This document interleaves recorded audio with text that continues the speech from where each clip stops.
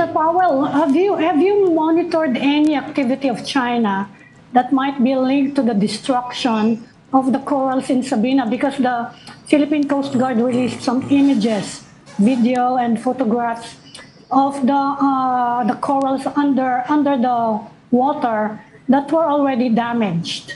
Yeah, Have you unfortunately, monitored anything that can be attributed to Chinese activities? yeah, unfortunately, that's really hard to monitor from afar. It's hard to see from satellites or from other things. So I really depend on the Philippine Coast Guard and people who can actually get out there to be able to say that. And obviously, the Philippine Coast Guard has been out there and has put out into the public that this has actually been quite destructive out at the Scota Shoal. So again, I'd have to defer to the Philippine Coast Guard on that one. And actually, the Coast Guard doesn't have the skill set for now to really study the coral reefs underneath.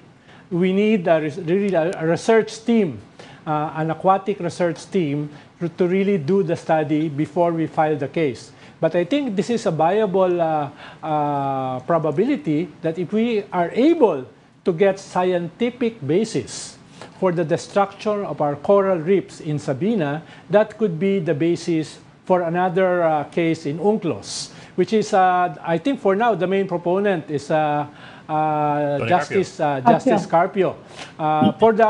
Just for perspective, Sabina is 70 nautical miles away from Palawan. So it's not that far away.